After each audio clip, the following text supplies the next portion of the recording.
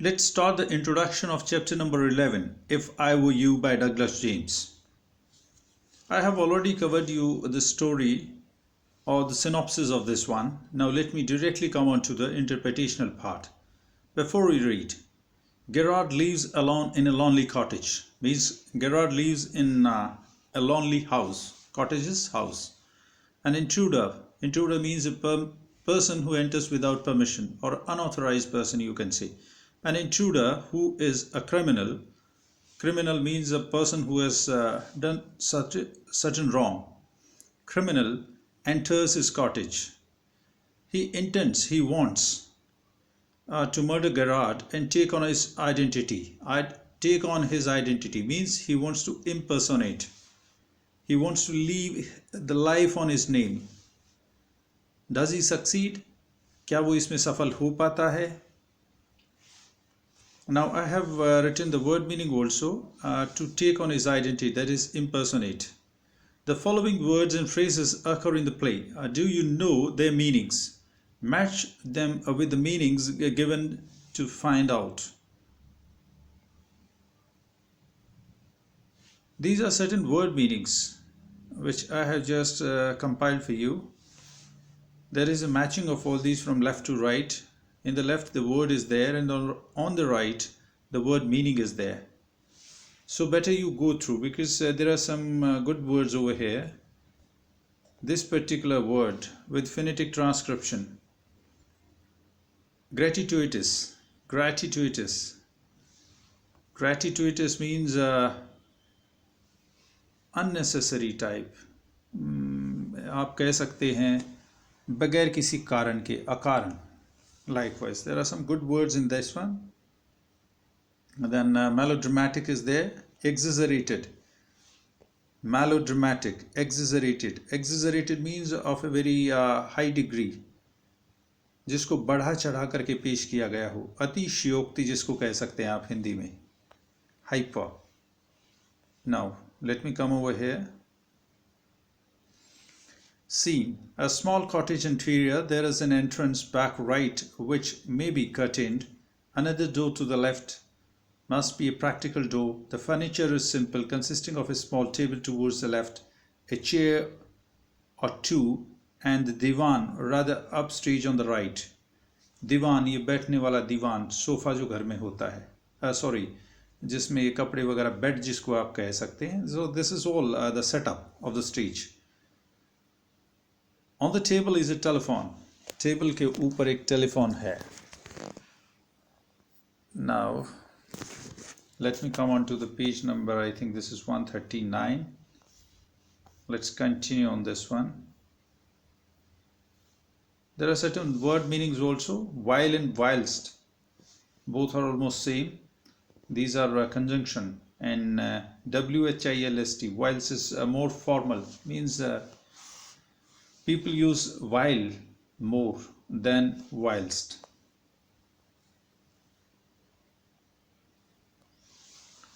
When the curtain rises, Gerard is standing by the table making a phone call. जैसे ही आपके सामने दृश्य पेश होता है तो गेरार्ड अपनी फ़ोन कॉल कर रहा है. Standing by the table making a phone call. He is of medium height and wearing horn-rimmed glasses. वो जो है मीडियम हाइट टाइप का एक आदमी है. Who? Gerard. And wearing horn-rimmed glasses. और उसने सींग के बने हुए फ्रेम का चश्मा पहन रखा है.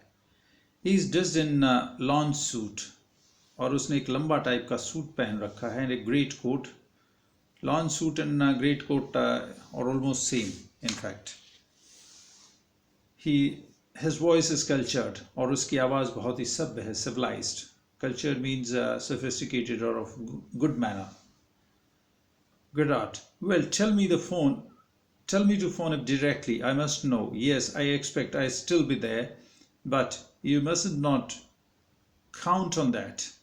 Means Gerard is talking to somebody. And he say that tell him to phone up directly. Means tell him to phone up directly. उसको बोलो कि वो सीधे तौर पे फ़ोन करेगा, और मुझे ये पता लगाना है या मुझे पता लगना चाहिए, हाँ, और मैं ये सारी चीज़ें जो है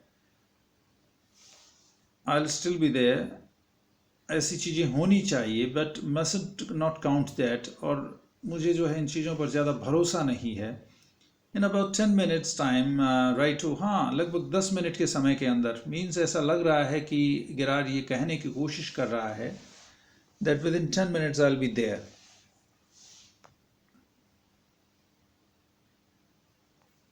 now he puts down the phone and goes to divan on the left.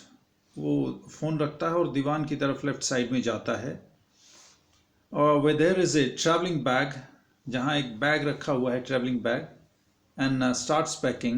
Whilst he is thus engaged, another man similar in his inbuilt to Gerard enters from the right. और जब वो जो है सारा काम कर रहा होता है, whilst means while he was doing, अपना बैग पैक कर रहा होता है, तो दूसरा आदमी जो है उसी के जैसा बनावट में, similar to built to Gerard, similar in built to Gerard, Gerard के जैसा लगता है जो दिखने में, वो लेफ्ट साइड से जो है enters from the right side, right side से एंटर करता है silently, revolver in his hand. This is MCQ. What's there in his hand? Revolver. उसके हाथ में रिवॉल्वर होता है. इज फ्लैशली ड्रेस्ड, वो बहुत ही भड़काऊ ड्रेस में है. An overcoat and is soft hat, उसने एक लंबा सा कोट पहना हुआ है और एक उसकी मुलायम सी जो है टोपी है. He bumps accidentally against the table. वो एक तरह से अकारण ही accidentally उस से टकरा जाता है टेबल से. At the sound of the Gerard turns quickly, और उसी के साथ जो है एकदम Gerard जो है पीछे मुड़ के देखता है. Pleasantly, why this is a surprise, Mr. Gerard बोलता है उसको, अरे आपने तो ये काफी बड़ा सरप्राइज दे दिया मुझे. I'm glad you are pleased to see me. Intruder बोलता है, मुझे बड़ी खुशी है कि आप मुझे देख करके खुश हैं. I don't think you will be pleased for long. Put those paws up. मुझे नहीं लगता कि आप मुझे देखकर ज़्यादा देर तक खुश रहेंगे. अपने हाथ ऊपर कर लो. पाज मैंने वैसे होता है पंजे. आप अपने हाथ ऊपर कर लो. This is all very melodramatic. Not very original perhaps, but मुझे तो ये काफ़ी बनावटी टाइप का जो है लगता है, बहुत ज़्यादा बनावटी, मेलोड्रामेटिक. इसमें कुछ ओरिजिनल टाइप की बात नहीं कही तुमने. इंट्रूडर बोलता है, ट्राइंग टू बी काम, अच्छा तुम अपने को शांत रखने की कोशिश कर रहे. गिरार्ड बोलता है, nonchalant is a word I think. नहीं, इसके लिए एक तरह से लापरवाह टाइप कही है मुझे. Nonchalant is a adjective. Behaving in a calm manner, especially in the way that suggests you are not interested or to do not care about something, means लापरवाह type, बेपरवाह कहिए मुझे. Nonchalant is the word, शायद ये ठीक रहेगा. अब intruder बोलता है, no, thanks a lot, you'll soon stop being smart. तुम ये जो अपनी फालतू की बातें हैं ना, ये सब छोड़ दोगे जल्दी ही. I'll make you crawl, मैं तुम्हें घुटनों के बल चलाऊंगा, रेंगाऊंगा मैं तुम्हें. Crawl. I want to know a few things you see. मैं तुम्हारे से कुछ चीज़ें जानना चाहता हूँ. ठीक है. So now you can see that on the left is a Gerard. He was packing one bag. You can see, and he works for a theatre company. On the right there is a intruder. He has fled after killing a cop. इससे police वाले को मार करके ये भागा हुआ है. And there is revolver in his hand. You can see it very clearly. Then you'll soon stop being smart. I'll make you crawl. Nonchalant is a word. Nonchalant. Behaving in a calm manner. बिल्कुल शांत स्वभाव से. Now let me change the page.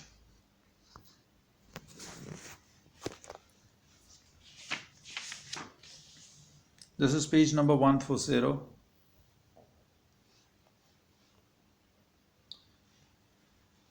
Yes, Gerard is saying, anything you like. I know all the answers, but before we begin, I should like to change my position. You may be comfortable, but I am not. अब Gerard बोलता है उसको, anything you like, हाँ तुम कुछ भी कह सकते हो. मेरे पास सभी के सभी चीज़ों का आंसर है, परंतु मैं इससे पहले कि शुरू करूं, मैं अपनी स्थिति को बदलना चाहता हूं। आप शायद कंफर्टेबल होंगे, परंतु मैं कंफर्टेबल नहीं हूं। अब इंट्रूडर बोलता है, sit down here and no funny business, motions to a chair and sits himself on the divan by the back. यहाँ बैठ जाइए और जो है फालतू की बातें बंद करिए। No funny business. वो जो है एक चेयर में बैठ जाता है और वहाँ पे बैठ जाता है और on the divan by the back, दीवान जो है के ऊपर, बैक की साइड में। Now then will have a nice little talk about yourself. और आओ अभी आपके बारे में थोड़ी सी अच्छी अच्छी बातें करते हैं। वास्तव में यहाँ पर क्या है कि वो इन्फॉर्मेशन गैदर करना चाहता था गेरार्ड के बारे में, उसके बोलने का तरीका, उसके उठने बैठने का तरीका, उसके बात करने का लहजा, टोन, एक्सेंट, वो सारी चीज़ें जो है वो एक्वायर करना चाहता था, इसीलिए वो टाइम लगा रहा है। एट लास्ट, गेरार्ड बोलता है अभी, at last a sympathetic audience, I will tell you the story of my life. How as a child I was stolen by gypsies, and why at the age of 32 I find myself in the lonely Essex cottage. How? अरे आप तो बड़े ही जो है अच्छे श्रोता हो, एक तरह से सहानुभूतिपूर्ण व्यवहार कर रहे हो, सिंपैथेटिक, बड़े दयालु जो है आप ऑडियंस है, श्रोता हैं। मैं आपको बताऊंगा अपनी ज़िंदगी की एक वो कहानी। जब मैं एक बच्चा था तो मुझे जिप्सीज ने चुरा लिया था, बंजारों ने चुरा लिया था, और आज के दिन भी जो है मैं आपको बताऊंगा कि 32 साल की उम्र में मैं कैसे जो है इस एकांत से लोनली एसेक्स कॉटेज के अंदर रहता हूं। Keep it to yourself and just answer my questions. You live here alone? Well, do you? इन फालतू की बातों को छोड़ो, अपने आंसर अपने पास रखिए, मेरे बात का जवाब दीजिए कि क्या आप यहाँ पर अकेले रहते हैं? You live here alone? क्या आप यहाँ अकेले रहते हैं? Well, do you? क्या आप? I'm sorry, I thought you were telling me, not asking me. अब थोड़ा सा फंसाने की कोशिश कर रहा है गेरार्ड इसको। गेरार्ड बोलता है कि माफ़ करना, मैंने सोचा कि आप मुझे कोई चीज़ बता रहे हैं, मेरे से पूछ नहीं रहे हैं। A question of inflection, the voice is unfamiliar. ये सिर्फ टोन का सवाल है। Inflection means a particular tone in which something is being said. Your voice is unfamiliar. आपकी बात मुझे जो है थोड़ी अनजानी सी लग रही है। हाँ, with emphasis. Do you live here alone? अब इससे पूछता है, emphasis. Do you live here alone? Intruder उससे थोड़ा दबाव दे करके, emphasis. क्या आप यहाँ अकेले रहते हो? गेरार्ड बोलता है, and if I don't answer, अगर मैं इस चीज़ का जवाब ना दूँ, तो intruder बोलता है, intruder. You have got enough sense not to want to get hurt. तुम्हारे अंदर पूरी अकल है कि तुम जो है चोट खाना पसंद नहीं करोगे। तो गेरार्ड बोलता है अभी, I think good sense is shown more in the ability to avoid pain than in the mere desire to do so. Beautiful line. What do you think, Mr. Likewise. मेरा ऐसा मानना है कि जो अच्छी समझ, इसको कहिए कि जो आपकी जो पेन होती है, आपका जो दर्द होता है, उसको अवॉइड करने की आपके अंदर एबिलिटी हो, इसकी बजाय कि आप उससे जो है then in the mere desire to do so, सिर्फ उसकी इच्छा करना, मीन्स बचने की इच्छा करने की बजाय आपके अंदर बचने की एक एबिलिटी हो, उसको वो ज़्यादा आपकी बेटर मानी जाएगी। आप क्या सोचते हैं? Intruder, never mind my name. I like your better, Mr. Gerard. What are your Christian name? Intruder बोलता है कि ठीक है, मुझे आप मेरे नाम में कोई ज़्यादा आप वो मत इंटरेस्ट रखिए। I like your better, Mr. Gerard. मैं आपके नाम को ज़्यादा पसंद करता हूँ, Mr. Gerard. What are your Christian names? आपका पहला नाम क्या है? आपके नाम का अगला हिस्सा क्या है? विंसेंट चार्ल्स, वो जवाब देता है, Vincent Charles. Do you run a car? No. क्या आप कार चलाते हैं? नहीं। That's a lie. You are not dealing with a fool. I am as smart as you and smarter. आप झूठ बोल रहे हैं, आप किसी पागल से बात नहीं कर रहे।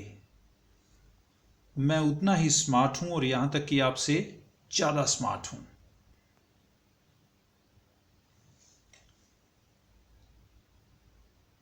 I know you can run a car. Better be careful, wise guy. मैं जानता हूं कि तुम एक कार चलाते हो, या कार चलाते हो, और सावधान रहना, बुद्धिमान आदमी, थोड़ा सावधान। Gerard, are you American or is that merely a clever imitation? क्या आप एक अमेरिकन हैं, या आप ये अमेरिकन टोन की जो है एक उसकी नकल कर रहे हैं, imitation. Listen, this gun is no toy. Beautiful. Intruder बोलता है, ध्यान से सुनो, ये गन जो है कोई खिलौना नहीं है। This gun is no toy. I can hurt you without killing you. मैं तुम्हें बहुत चोट पहुंचा सकता हूं बगैर मारे, and still get my answers. और तुम्हारे से अपने आंसर ले सकता हूं। Gerard, of course. If you put it like that, I'll be glad to assist you. अगर आप ऐसा सोचते हो तो मुझे काफ़ी I'll be glad to assist you. मैं तुम्हारी जो है काफ़ी सहायता करूँगा। I do possess a car. I do possess a car. हाँ, मैं एक कार रखता हूँ, and it's in the garage around the corner. और वो वहाँ पे एक कोने में, गैराज के कोने में जो है खड़ी हुई है। That's better. Do people often come out here? ये ठीक है। क्या यहाँ पर लोग जो है प्राय या अक्सर आते हैं? गिरार बोलता है, very rarely, कभी कभार, very rarely. Surprisingly few people take the trouble to visit me. बड़े सरप्राइज होता है, कभी कभार जो है कोई आदमी यहाँ पे विजिट करने के लिए आ जाता है। There is a baker, एक जो है यू कैन से एक किराना वाला है या बेकरी वाला है,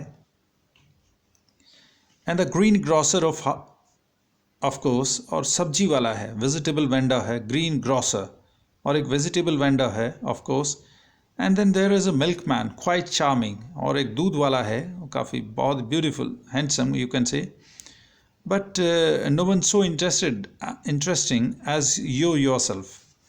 परंतु दूसरा बंदा कोई इतना इंटरेस्टेड नहीं है जितना आप हो। Intruder, I happen to know that you never see trades person, और मुझे पता चला है कि आप कभी व्यापारी लोगों से नहीं मिलते। Trades person, the person who belong और डील्स इन ट्रेड, जो ट्रेड्स वगैरह में डील करता है, उन लोगों से में के अंदर आपकी कोई दिलचस्पी नहीं है। Christian name, first name and not the family name. Now you just go through the word meanings. Possess, कोई चीज़ हमारे पास होना, उसको possession बोलते हैं। possess, to have or own something, कोई अपनी चीज़ होना, possess। जैसे I possess a pen, I possess a car, I possess a bike, likewise. So with this I just stop this interpretation over here, otherwise video will be very long. I'll continue with my next segment very shortly.